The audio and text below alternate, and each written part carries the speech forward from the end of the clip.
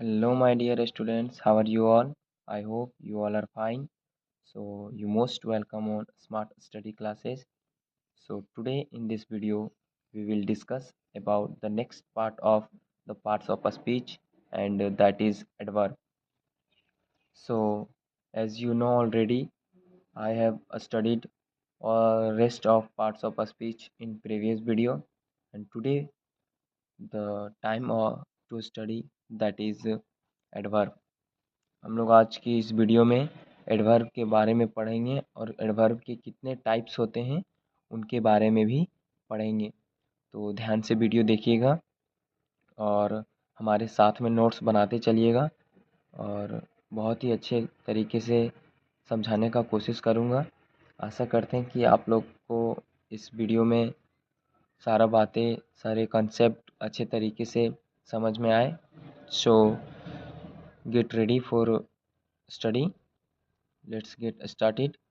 सो चलिए देखते हैं कि एडवर्ब क्या होता है। एडवर्ब भी हमारा एक पार्ट्स ऑफ स्पीच का ही पार्ट है। तो चलिए हम लोग एडवर्ब को स्टार्ट करते हैं, क्या है देखते हैं। Adverb, the word which qualify या फिर modify a verb, an adjective और another adverb is called adverb.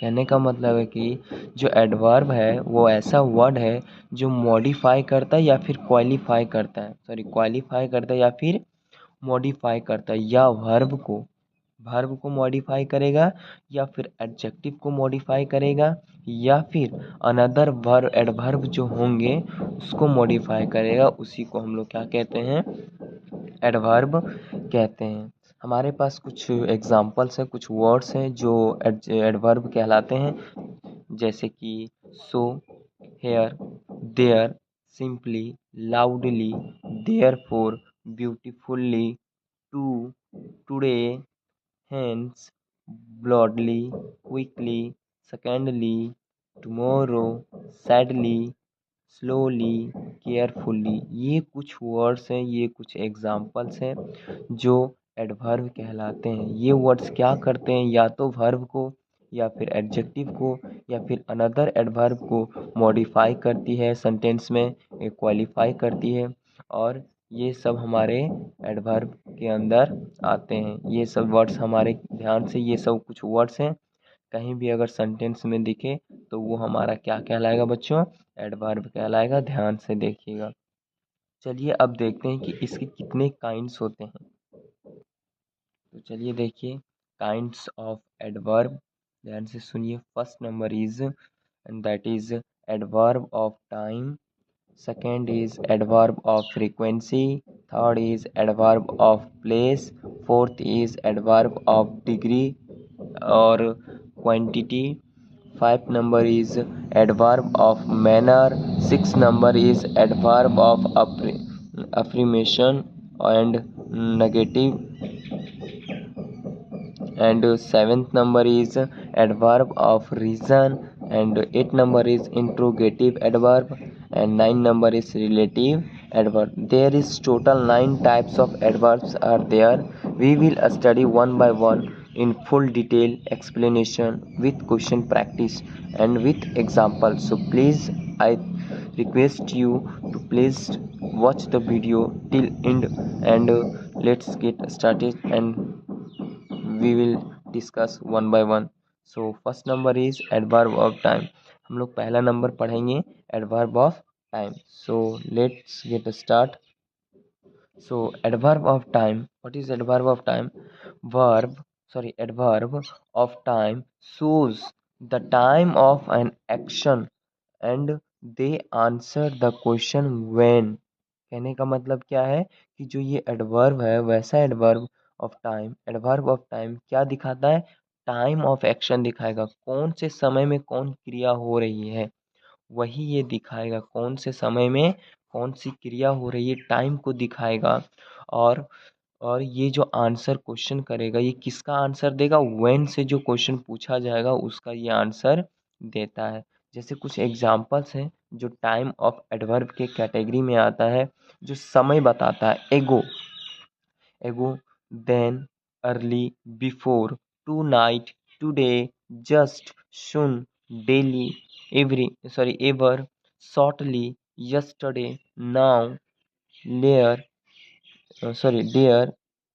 What is this layer? L-A-R-E, layer. And second is so let lately, never, already, and tomorrow. There is some words which shows time of an action. ये कुछ words हैं जो क्या दिखाते हैं? Time of action दिखाएंगे। जब ये सेंटेंस में यूज होगा तो ये टाइम ऑफ एक्शन को दिखाएगा, और यही कुछ एग्जाम्पल है जो एडवर्ब ऑफ टाइम कहलाता है। तो चलिए इसका कुछ इम्पोर्टेंट पॉइंट्स हैं, ध्यान देने वाली बात है, उसको हम लोग देखते हैं। तो चलिए देखते हैं क्या है ध्यान देने वाली बात क्या है, इम्पोर्टेंट नोट्स। तो वर्ब के साथ व्हेन, यानी व्हेन का हिंदी क्या होता है बच्चों? कब। व्हेन क्वेश्चन वर्ड्स लगाकर क्वेश्चन करने पर जो आंसर प्राप्त होता है उसे एडवर्ब ऑफ टाइम कहते हैं। कहने का मतलब है कि जब वर्ब के साथ यानी कि क्रिया के साथ जब व्हेन का प्रयोग करेंगे और व्हेन का प्रयोग करके क्वेश्चन लगाकर अगर क्वेश्चन करेंगे, व्हेन शब्द का व्हेन को यूज़ कर अगर क्वेश्चन करेंगे और जो उससे आंसर प्राप्त होगा उसको हम लोग एडवर्ब ऑफ टाइम कहेंगे। और क्या है, जैसे एग्जांपल में दिया हुआ है, I will go to school tomorrow. I will go to school tomorrow कहने का मतलब है क्या? I will go to school tomorrow. अब यहाँ पे देखिए, will go, when, will go ये वर्ब हो गया हमारा, विल गो ये हेल्पिंग वर्ब है, ये मेन वर्ब है, यानी कि ये दोनों वर्ब है। अब देखिए यहाँ पे क्या कहने का मतलब है कि क्वेश्चन व्हेन लगाएंगे, क्या करेंगे? व्हेन पूछेंगे, हम लोग क्वेश्चन करेंगे कब जाऊंगा, सॉरी जाऊंगा, कब जाऊंगा। Will go when, will go when यानी कब जाना है। व्हेन लगाकर क्वेश्चन पूछे तो आंसर आता है टुमारो, कब जाना है? टुमारो। तो जब व्हेन लगाकर प्रश्न करेंगे और आंसर जो प्राप्त होगा वो हमारा एडवर्ब ऑफ टाइम के कैटेगरी में आएगा। जैसे नेक्स्ट है, and this is, tomorrow is adverb of time कहला गया, वही तो अभी हमने बताया। Next question is, next example जो हमारा है वो है, he went to Delhi yesterday. He went Delhi to he went to Delhi yesterday. तो वेंट गया कब, व्हेन, व्हेन लगा के क्वेश्चन पूछे कब गया, तो कब आंसर क्या आता है? यस्टरडे, यस्टरडे गया। तो ये जो यस्टरडे हो जाएगा वो क्या हो जाएगा? एडवर्ब ऑफ टाइम हो जाएगा। तो कहने का मतलब कि हम लोग जो है एडवर्ब ऑफ टाइम में क्या सीखें? तो एडवर्ब ऑफ टाइम में यही सीखें कि ये दिखाता है time of an action, action का समय बताता है, टाइम बताता है। और हमने एक चीज़ और सीखा कि वर्ब के साथ व्हेन का प्रयोग क्वेश्चन वर्ड में करेंगे लगाकर, अगर क्वेश्चन पूछेंगे और अगर आंसर आएगा तो वो एडवर्ब ऑफ टाइम का प्रश्न उत्तर होगा। तो वो वर्ड क्या हो जाएगा? एडवर्ब ऑफ टाइम हो जाएगा। नेक्स्ट पॉइंट हमारा जो है एडवर्ब का, वो है एडवर्ब ऑफ फ्रीक्वेंसी। क्या है बच्चों? Adverb of frequency. So our next point is adverb of frequency. Adverb of frequency shows often। क्या है बच्चों? often, often का हिंदी होता है प्राय, या फिर how many times और how frequently an action taken place। They answer the question how often और how many time। So adverb of frequency क्या बताता है कि जो कितने जल्दी से उस काम को करने में कितना जल्दी वो काम हुआ, या फिर कितना समय लगा, कितना फ्रीक्वेंटली वो काम एक्शन टेक प्लेस किया, तो वही हमारा क्या हो जाएगा? एडवर्ब ऑफ फ्रीक्वेंसी हो जाएगा। इसका जो प्रश्न पूछा जाएगा वो पूछा जाएगा हाउ ऑफ्टेन या फिर हाउ मेनी टाइम्स टेकन, यानी कितना समय लगा या कितना प्रायः। ऑफ्टेन का हिंदी होता है प्रायः। हाउ ऑफ्टेन यानी कि कितना समय लगा, कितना फ्रीक्वेंटली हुआ, वो क्वेश्चन करेगा और उससे जो प्रश्न हमें मिलेगा सॉरी आंसर मिलेगा, उत्तर मिलेगा, वो हमारा क्या कहलाएगा, एडवर्ब ऑफ फ्रीक्वेंसी कहलाएगा। तो चलिए कुछ एग्जाम्पल है देखते हैं। एग्जाम्पल है once, once, again, seldom, seldom का हिंदी होता है कभी ही। ओकेजनली, ओकेजनली का मतलब होता है यादा, या यादा या फिर कदा, ये होता है ओकेजनली यानी कि कभी कभी। और ट्वाइस, ट्वाइस तो पता ही है आप लोग को। ऑलवेज, रेयरली का मतलब होता है कभी, कम ही बार, रेयरली का मतलब होता है कम ही बार। रेगुलरली का मतलब होता है नियमित रूप से, रेगुलरली का मतलब क्या होता है, नियमित रूप से। डेली, ऑफ्टेन, फ्रीक्वेंटली, बार बार। और पंचुअली, और हमारा लास्ट वर्ड क्या है, पंचुअली। पंचुअली का मतलब होता है समय से, इसका हिंदी क्या होता है, समय से। तो ये कुछ वर्ड्स हैं हमारे पास एडवर्ब ऑफ फ्रीक्वेंसी के, एडवर्ब ऑफ फ्रीक्वेंसी के कुछ वर्ड्स हैं जो कि हम लोग को देखना है। और ये सब जहाँ वर्ड दिखेगा वो हमारा क्या कहलाएगा, एडवर्ब ऑफ फ्रीक्वेंसी कहलाएगा। आगे हमारे पास कुछ और है इम्पोर्टेंट नोट्स हैं जो कि ध्यान से देखिएगा और समझिएगा। क्या है कि वर्ब के साथ हाउ ऑफ्टेन या हाउ मेनी टाइम्स, कितनी बार, लगकर, लगाकर क्वेश्चन करने पर जो आंसर प्राप्त होता है उसे एडवर्ब ऑफ फ्रीक्वेंसी कहते हैं। जैसे यहाँ पे एग्जाम्पल भी दिया हुआ है, ही अटेंड्स क्लास रेगुलरली, ही अटेंड्स क्लास रेगुलरली। तो क्या है यहाँ पे अटेंड्स, हाउ ऑफ्टेन, कितनी बार उपस्थित होता है, यानी वो क्लास में कितनी बार उपस्थित होता है। तो आंसर क्या आता है कि रेगुलरली। तो ये जो रेगुलरली हो जाएगा ये हमारा एडवर्ब ऑफ फ्रीक्वेंसी हो जाएगा। अभी हमने पढ़ा था कि एग्जाम्पल में ही अटेंड्स क्लासेस रेगुलरली, तो क्वेश्चन पूछा जाएगा कि हाउ ऑफ्टेन अटेंड्स, कितने बार उन्होंने क्लास को अटेंड किया, उपस्थित होता है कितने बार, तो रेगुलरली उपस्थित होता है। तो ये जो वर्ड आता है आंसर उत्तर मिलता है वो एडवर्ब ऑफ फ्रीक्वेंसी कहलाता है। नेक्स्ट पार्ट हम लोग देखते हैं। नेक्स्ट पॉइंट हमारा है रेगुलरली के ऊपर देखते हैं। Regularly is adverb of frequency. तो इस पर क्वेश्चन क्या है कि I have always helped you. एक प्रश्न यहाँ पर है, एक एग्जाम्पल क्या है कि I have always helped you. Help how often, कितनी बार मदद की है। क्वेश्चन पूछा जा रहा है कि how often, helped how often यानी कितनी बार मदद की है। तो आंसर क्या आता है, ऑलवेज। तो ये जो ऑलवेज आंसर आता है ये हमारा एडवर्ब ऑफ फ्रीक्वेंसी कहला जाता है। तो ये था कुछ हमारा एडवर्ब ऑफ फ्रीक्वेंसी की थ्योरी जो हमने अच्छे तरीके से एक्सप्लेन किया है। नेक्स्ट जो हमारा अगला पॉइंट आएगा, अगला पार्ट आएगा वो है एडवर्ब ऑफ प्लेस। तो चलिए देखते हैं एडवर्ब ऑफ प्लेस क्या होता है। तो देखिए एडवर्ब ऑफ प्लेस क्या होता है। Adverbs of place indicate where और at what place an action is performed.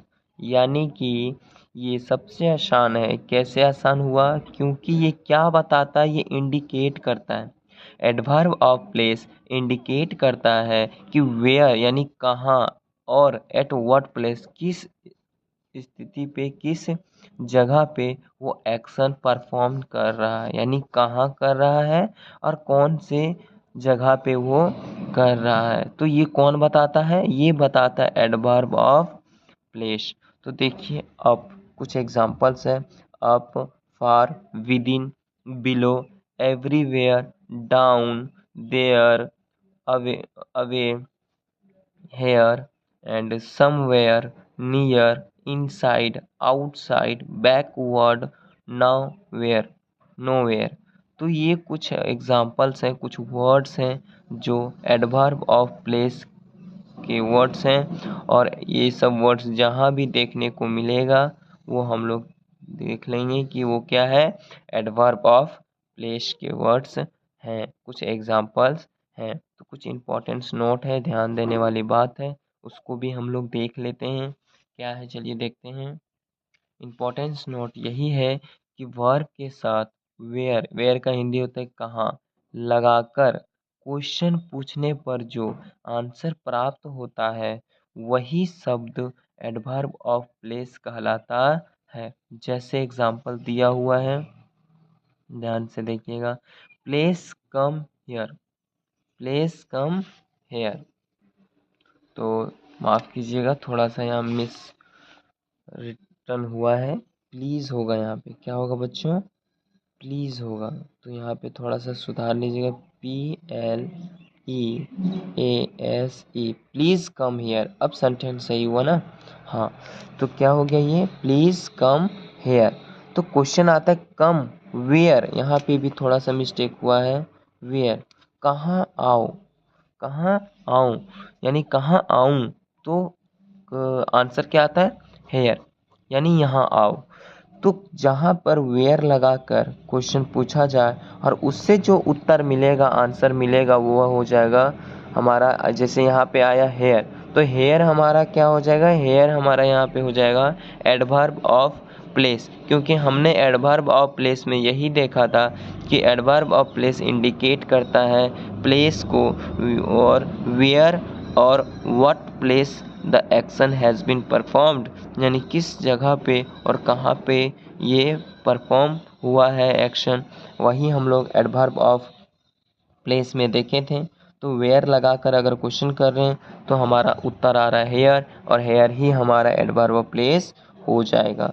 Next example is he went फार, वह दूर चला गया। ही वेंट फार, वह दूर चला गया। तो व्हाट, WHAT, व्हाट, वेयर, कहाँ गया, वह कहाँ गया। तो आंसर क्या आता है, फार, यानी दूर चला गया। तो ये जो फार आंसर आया, उत्तर आया, यही हमारा एडवर्ब ऑफ प्लेस कहलाता है। तो कुछ यही था हमारा एडवर्ब ऑफ प्लेस, जो कि इंडिकेट करता है वेयर और at what place an action is performed, यानी कब और कहाँ एक्शन परफॉर्म हुआ है, वही बताता है एडवर्ब ऑफ प्लेस। तो चलिए नेक्स्ट हमारा जो पार्ट है वो हम लोग पढ़ते हैं। तो हमारा नेक्स्ट पार्ट क्या है, एडवर्ब ऑफ मैनर। एक एक करके समझते जाइएगा बच्चों, बहुत ही अच्छे तरीके से एक्सप्लेनेशन और नोट्स के साथ आप लोग को प्रोवाइड कर रहे हैं। तो चलिए हम लोग पढ़ते हैं एडवर्ब ऑफ मैनर क्या होता है। तो एडवर्ब ऑफ मैनर क्या होता है कि adverb of manner tell how और in what manner the an action is done, यानी कि कैसे, कैसे और व्हाट मैनर, किस मैनर में वो एक्शन एडवर्ब कर रहा है, एक्शन हो रहा है, पूरा हो रहा है, वही हमको बताता है एडवर्ब ऑफ मैनर। जैसे कि कोई काम हम लोग कर रहे हैं तो वो काम कैसे हो रहा है और किस मैनर में हो रहा है, आसानी से हुआ, टफ हुआ, थोड़ा जल्दी हो गया, तो किस मैनर में वो काम पूरा हुआ है, किस, वो बताता कौन है, एडवर्ब ऑफ मैनर बताता है। तो चलिए इसका कुछ एग्जांपल्स देखते हैं। तो चलिए एडवर्ब ऑफ मैनर का कुछ एग्जांपल्स देखते हैं क्या दिया हुआ है। क्लियरली, जैसे एक वर्ड है clearly, carefully, quickly, hard, show, bravely, fast, दस, स्लोली, लाउडली, वेल, फोकसली, यानी फोकस करके। तो ये कुछ जो वर्ड्स हैं वो है एडवर्ब ऑफ मैनर्स के वर्ड्स हैं। तो ये सब वर्ड्स हमारे किसके एग्जांपल्स में आ जाते हैं, एडवर्ब ऑफ मैनर के एग्जांपल्स में आ जाते हैं। कुछ पॉइंट्स हैं, ध्यान देने वाली बात है, इंपॉर्टेंट नोट्स है, उसको भी हम लोग देख लेते हैं कि क्या है ये। वर्ब के साथ, वर्ब के साथ हाउ का हिंदी होता है कैसे लगाकर क्वेश्चन करने पर जो आंसर प्राप्त होता है वही शब्द एडवर्ब ऑफ मैनर कहलाता है। यानी कि हाउ लगाकर जब क्वेश्चन करेंगे तो वही हमारा एडवर्ब ऑफ मैनर कहलाएगा, जो उत्तर आएगा उससे। जैसे एग्जाम्पल में दिया हुआ है, सी राइट्स ब्यूटीफुल, राइट्स हाउ, कैसे लिखती है, कैसे लिखती है। तो आंसर क्या आता है, ब्यूटीफुल्ली, ब्यूटीफुल्ली लिखती है, आंसर हमारा ब्यूटीफुल्ली आया। तो जो ब्यूटीफुल्ली आंसर आया तो ये ब्यूटीफुल्ली वर्ड क्या हो जाएगा, हमारा एडवर्ब ऑफ मैनर हो जाएगा। Next is the child slip, slip loan sorry, यहाँ पे कुछ मिस्टेक हुआ है, तो यहाँ पे बच्चों थोड़ा सा मिस्टेक हुआ था, स्लिप्ड है, slipped. The child slipped soundly. Soundly का हिंदी होता है चैन से, इसका हिंदी याद रखिएगा, क्या होता है, चैन से, चैन से। तो चाइल्ड जो है, बच्चा है, वो चैन से सो रहा है। कैसे सो रहा है, चैन से सो रहा है। तो चैन से सो रहा है, तो कैसे सोया, कैसे सोया, तो क्या हो जाएगा इसका हिंदी, चैन से सोया। तो यहाँ पे मिस्टेक है, यहाँ एल नहीं होगा, थोड़ा सा लिखने में मिस्टेक हुआ है। तो लाउंडली, लाउंडली कैसे सोया, लाउंडली, लाउंडली। तो लाउंडली का हम लोग हिंदी पढ़े हैं, चैन, चैन से, चैन से सोना। यानी वो बच्चा कैसे सोया, हाव लगा के क्वेश्चन पूछ रहा है। तो लाउंडली, लाउंडली का मतलब होता है चैन से सोना। तो ये हमारा एडवर्ब ऑफ मैनर हो जाएगा। तो ये कुछ एग्जांपल्स थे, कुछ इम्पोर्टेंट नोट्स था, पॉइंट था हमारा एडवर्ब ऑफ मैनर का। फिर हम लोग नेक्स्ट पार्ट पे चलते हैं। तो चलिए, नेक्स्ट हमारा जो पार्ट है वो है, क्या है, adverb of affirmation and negative. तो ये कुछ एग्जांपल्स थे एडवर्ब ऑफ मैनर के, आप लोग ध्यान से देख लीजिएगा। और नेक्स्ट जो हमारा पॉइंट है वो है adverb of affirmation and negation. यानी कि अफ्रीमिएशन और इसका एक और वर्ड होता है अफ्रीमेटिव्स एंड नेगेटिव। तो चलिए हम लोग इसमें चर्चा करते हैं कि क्या होता है ये adverb of affirmation and negation. तो चलिए ध्यान से देखिएगा कि adverb of affirmation and negation indicates assertion and denial respectively। तो चलिए देखिए, फिर से एक बार हम पढ़ के बताते हैं कि adverb of affirmation and negation indicate assertion and denial respectively. कहने का मतलब कि अफर्मेशन का मतलब होता है स्वीकारात्मक, स्वीकारात्मक, या फिर और नेगेशन का मतलब होता है नकारात्मक। ये दोनों वर्ड जो है या तो स्वीकार करेगा या फिर नकारेगा। इस दोनों में हमारा प्रश्न उत्तर आ सकता है, जिसको एस और नो में भी हम लोग कहते हैं।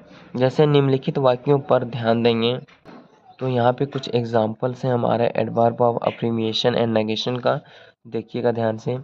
आर यू वेल, क्वेश्चन कर रहा है, क्या कर रहा है, आर यू वेल। तो आंसर क्या आ रहा है, यस आई एम। तो ये जो एस आया, आंसर जो एस आया, यही हमारा एडवर्ब ऑफ अफ्रीमिएशन आएगा। जहाँ पे आंसर, एक बात और सुनिएगा, जहाँ पे एस में आंसर आए, या फिर श्योरली में आंसर आए, या फिर सर्टनली में आंसर आए, तो वो अफ्रीमिएशन का कैटेगरी में आएगा, वो कहलाएगा एडवर्ब ऑफ अफ्रीमिएशन कहलाएगा। और जहाँ पे नो, नेवर एंड नॉट, ये सब में जब प्रश्न का उत्तर आएगा, तो ये नेगेशन के अंदर में आएगा। कहाँ आएगा, नेगेशन के कैटेगरी में आएगा, यानी एडवर्ब ऑफ नेगेशन कहलाएगा। तो चलिए ध्यान से देखिए। आर यू वेल, यस, तो I am, S I am. तो ये एस जो आ गया वो एडवर्ब ऑफ अफ्रीमिएशन कहला गया।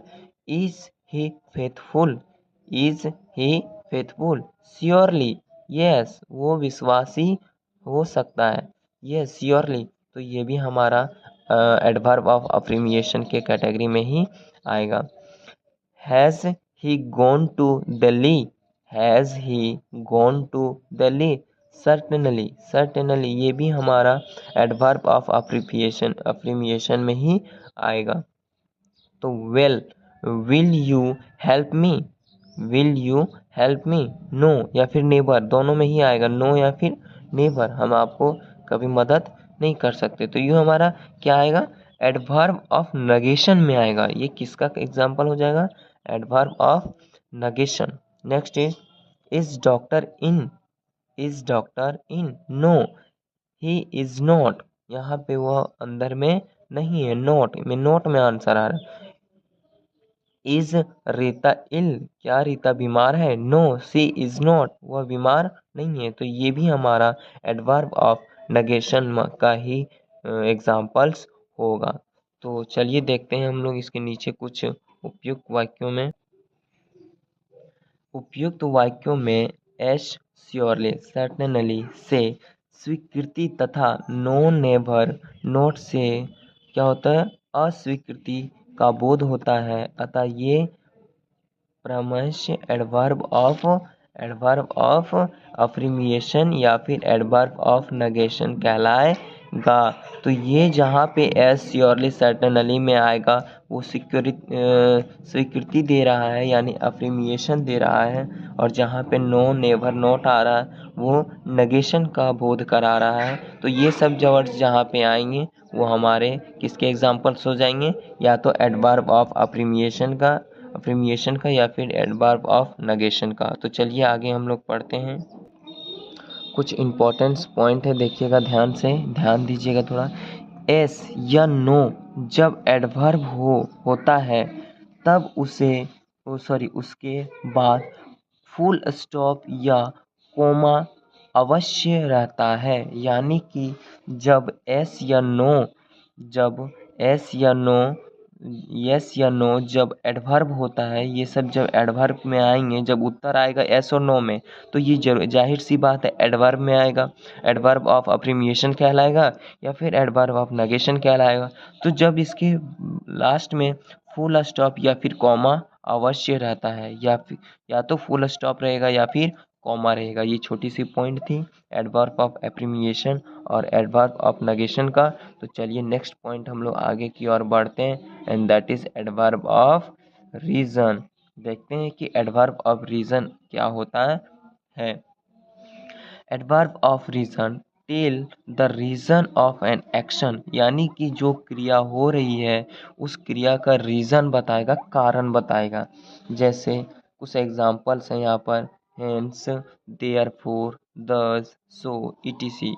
ये कुछ एग्जाम्पल्स हैं, वर्ड्स हैं जो कि एडवर्ब ऑफ रीजन के हैं। कुछ एग्जाम्पल्स भी हैं, he has left the village, he has left the village, hence I cannot talk to him। यानी कि he has left the village, उन्होंने क्या किया, उस विलेज को, उस गांव को छोड़ दिया है। So I can not talk to him, तो हम उससे बात नहीं कर सकते हैं। आगे देखिएगा, हेंस यहाँ पर आया ना यहाँ पे हेंस। हाँ, तो आगे देखिए, she spoke slowly so I could not hear her. तो क्या बोल रहा है कि वह जो बहुत ही धीरे बोलती है जिसकी वजह से हम सुन नहीं पाते हैं। तो यहाँ पे भी सो का प्रयोग हुआ है। Next, he is too poor thus, इसलिए he can not pay the fee, यानी कि वह बहुत गरीब है इसीलिए वो फीस को क्या नहीं कर पाती है, पे नहीं कर पाती। तो यहाँ कारण आ रहा है, कारण पूछा जा रहा है, हेंस अतः यानी कि वो विलेज छोड़ दी, तो विलेज छोड़ दी इसीलिए हम उससे बात नहीं कर पा रहे। तो कैसे बात नहीं कर पा रहे, इसीलिए क्योंकि वो गांव छोड़ दी, तो कारण बता रहा है। तो यहाँ पे भी सी स्पोक स्लोली, वो धीरे बोल रही है, so I could not hear her. तो यहाँ पे भी रीजन बता रहा है, कारण बता रहा है। तो यहाँ पे नेक्स्ट में भी है, ही इज टू पुअर दस, इसीलिए ही नॉट पे द फी, वह गरीब है इसीलिए वो क्या नहीं कर पा रही, फीस को पे नहीं कर पा रही। तो यहाँ पे भी हमें रीजन का पता चल रहा है। अगर यहाँ पे ये सब कुछ एडवर्ब ऑफ रीजन थे जहाँ पे रीजन हमें पता चलता है। कुछ दिया गया यहाँ पर देखिएगा, ऊपर रेड लेटर में दिए गए एडवर्ब फल परिणाम बताते हैं, अतः उन्हें एडवर्ब ऑफ रीजन कहा जाता है। यानी ये जो रेड नहीं ब्लैक है, यहाँ पे हम लोग वहाँ ब्लैक से लिखे हुए मिस्टेक हुआ है, BLAC के ब्लैक लेटर में ये सब जो लिखा है, हैंड्स लिखा है, सो लिखा है, दस, ये जो कुछ वर्ड्स हैं वो जो यूज़ हुए एग्जाम्पल्स में, तो वो क्या कहलाएंगे, हमारे एडवर्ब ऑफ रीजन कहलाएंगे। क्यों? क्योंकि ये हमें बताता है कि एक्शन किस कारण से हुआ है या फिर एक्शन किस कारण से हो रहा है, वही हम लोग को एडवर्ब ऑफ रीजन बताता है। माय लास्ट नॉट लिस्ट, हमारा एक सेकेंड लास्ट है ये एडवर्ब का टाइप्स जो कि हमारा 8 नंबर में है, इंट्रोगेटिव एडवर्ब। देखिएगा ध्यान से क्या होता है इंट्रोगेटिव एडवर्ब। तो इंट्रोगेटिव एडवर्ब, इंट्रो से ही पता चल रहा है कि प्रश्न करना, क्योंकि हम लोग जहाँ भी इंट्रोगेटिव सेंटेंस हो या फिर इंट्रोगेटिव एडजेक्टिव हो या फिर जो भी हो, तो वो जहाँ भी हम लोग पढ़े हैं वो हम लोग क्वेश्चन का ही बात होता है। इंट्रो यानी कि क्वेश्चन करना। तो चलिए देखते हैं, तो चलिए समझते हैं क्या होता है interrogative adverb. Interrogative adverbs are used for asking question. मैंने कहा था पहले ही कि इंट्रो यानी क्वेश्चन करना, प्रश्न करना। तो जिस एडवर्ब में यूज किया जाता है प्रश्न पूछने के लिए, उसको हम लोग इंट्रोगेटिव एडवर्ब कहते हैं। इंट्रोगेटिव एडवर्ब का प्रयोग यहाँ माफ़ कीजिएगा, यहाँ पे है प्रयोग थोड़ा सा, ठीक है। तो क्या है इंट्रोगेटिव एडवर्ब का प्रयोग, क्या होता है इंट्रोगेटिव प्रश्न। यहाँ पे थोड़ा सा मिस्टेक हुआ है, प्रश्न होगा, यहाँ पे क्या होगा बच्चों, प्रश्न। क्या हो जाएगा, प्रश्न। ये गलती है, यहाँ पे हम ऊपर में लिख दे रहे प्रश्न। प्रश्न के लिए किया जाता है। तो इंट्रोगेटिव एडवर्ब जो है वो प्रश्न पूछने के लिए किया जाता है। तो इसका कुछ एग्जाम्पल्स हैं, चलिए देखते हैं। तो चलिए देखते हैं यहाँ पे कुछ एग्जाम्पल्स हैं इंट्रोगेटिव एडवर्ब के। तो क्या है, when, where, how, how long, कब तक, इसका हिंदी होता है कब तक। How many, why, how, how much, how often. ये कुछ वर्ड्स हैं जो क्या है एडवर्ब, सॉरी इंट्रोगेटिव एडवर्ब के वर्ड्स हैं। निम्नलिखित एग्जाम्पल का अध्ययन का अपना कंसेप्ट क्लियर करें। यानी कुछ एग्जाम्पल्स दिया हुआ है जिससे हम लोग अपना कंसेप्ट को क्या कर सकते हैं, क्लियर कर सकते हैं। तो क्या है, when do you go to school, when do you go to school, when do you go to school, यानी कि तुम स्कूल कब जाओगे। तो यहाँ प्रश्न कर रहा है, तो ये हमारा क्या हो जाएगा एडवर्ब, सॉरी इंट्रोगेटिव एडवर्ब हो जाएगा। Next is how many time do you eat, तुम कितने बार खाते हो। इसका आंसर क्या, क्वेश्चन का हिंदी क्या होगा, how many times do you eat, तुम कितने बार खाते हो। तो यहाँ पे भी प्रश्न पूछा जा रहा है, तो ये भी इंट्रोगेटिव एडवर्ब ही होगा। Where is your father, where is your father, आपके पिताजी कहाँ हैं। तो ये भी हमारा interrogative sentence, sorry interrogative adverb हो जाएगा। How much do you agree with me, आप मुझसे कितना सहमत हैं, आप मुझसे कितना सहमत है। तो इसमें भी क्वेश्चन पूछा जा रहा है, तो ये भी हमारा इंट्रोगेटिव एडवर्ब ही होगा। मेरा लास्ट जो पॉइंट है एडवर्ब का, and that is relative adverb. तो चलिए देखते हैं कि रिलेटिव एडवर्ब क्या होता है और समझते हैं। लास्ट पॉइंट हमारा बच जाता है वो है रिलेटिव एडवर्ब्स। हमने पूरे एक फर्स्ट नंबर से लेके 8 नंबर तक टाइप्स ऑफ एडवर्ब को एक एक करके अच्छे से एक्सप्लेनेशन के साथ, एग्जाम्पल के साथ हमने देखा और पढ़ा है। तो चलिए इसको भी हम लोग ख़त्म करते हैं। क्या होता है relative adverbs. Relative adverbs modify the verbs following them and at the same they join two sentence together। यानी कि रिलेटिव एडवर्ब का काम क्या होता है कि ये मॉडिफाई करता है, किसको मॉडिफाई करता है, वर्ब को, किसको, वर्ब को मॉडिफाई करता है और दो सेंटेंस को जोड़ने का भी काम करता है। चलिए देखते हैं क्या है रिलेटिव एडवर्ब्स। अपने बाद आने आने वाले, यहाँ वाले होगा, ठीक है बच्चों, आने वाले verbs को मॉडिफाई करते हैं, साथ ही दो वाक्यों को एक साथ जोड़ते हैं। यानी कि रिलेटिव एडवर्ब जो है आने वाले, बाद में आने वाले वर्ब को क्या करता है, मॉडिफाई करता है और विशेषता बताता है, और साथ में ही दो वाक्यों को जोड़ने का काम करता है। तो हम लोग ने देख लिया कि रिलेटिव एडवर्ब का, रिलेटिव से ही पता चल रहा है कि किसी न किसी से संबंध होगा, यानी दो सेंटेंस, दो वाक्यों को ये क्या करेगा, जोड़ेगा। तो चलिए यहाँ पे कुछ बातें कही गई है, देखिए ध्यान से। यहाँ एक बात पर गौर करना है, क्या गौर करना है कि रिलेटिव एडवर्ब्स तथा इंट्रोगेटिव एडवर्ब्स के एक ही फॉर्म्स है, यानी दोनों के ही रूप एक ही हैं, लेकिन जहाँ इंट्रोगेटिव एडवर्ब का प्रयोग दो सेंटेंस को जोड़ने में किया जाता है, साथ ही ये अपने बाद वाले शब्द बाद वाक्यों के वर्ब को मॉडिफाई करता है, यानी कि जो रिलेटिव एडवर्ब और इंट्रोगेटिव एडवर्ब दोनों में ही से का फॉर्म सेम ही है, लेकिन इंट्रोगेटिव एडवर्ब क्या करता है कि यहाँ पे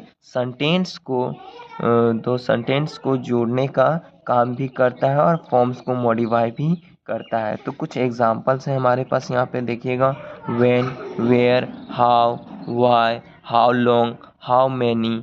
ये कुछ एग्जांपल्स है किसके, रिलेटिव एडवर्ब के। तो ये था हमारा रिलेटिव एडवर्ब, यानी 9 टाइप्स ऑफ एडवर्ब को हम लोगों ने पढ़ चुका है। और यहाँ पे हमारा जो चैप्टर होता है वो द एंड होता है। हम लोग नेक्स्ट वीडियो में इसी चैप्टर का यानी एडवर्ब का ही एंड एडवर्ब ऑफ टाइप्स का ही क्वेश्चन डिस्कस करेंगे, क्वेश्चन बताएंगे, हम क्वेश्चन बनाने सीखेंगे, आखिर कैसे क्वेश्चन पूछा जाता है एडवर्ब का, एडवर्ब ऑफ टाइप्स का। और ये वीडियो आप लोगों ने इतना देखा, बहुत बहुत धन्यवाद आप सबों का। और जहाँ तक हो सकता है, जहाँ तक मैंने कोशिश किया, पूरी तरीके से एक्सप्लेन करने का कोशिश किया, बहुत ही बेहतरीन तरीके से नोट्स तैयार करके, और मैंने पूरी तरीके से एक्सप्लेनेशन दिया है। आशा करते हैं कि आप लोग को कुछ बेनिफिट्स हुआ होगा, कुछ नहीं बहुत ही बेनिफिट्स हुआ होगा अगर आप हमारे बातों को ध्यान से सुनते चलिएगा, नोट्स तैयार करते चलिएगा और खुद भी पढ़िए और अपने दोस्तों को भी पढ़ने दीजिए। तो आशा करते हैं कि आप वीडियो को शेयर करिएगा और लाइक करिएगा। Thanks a lot, thank you.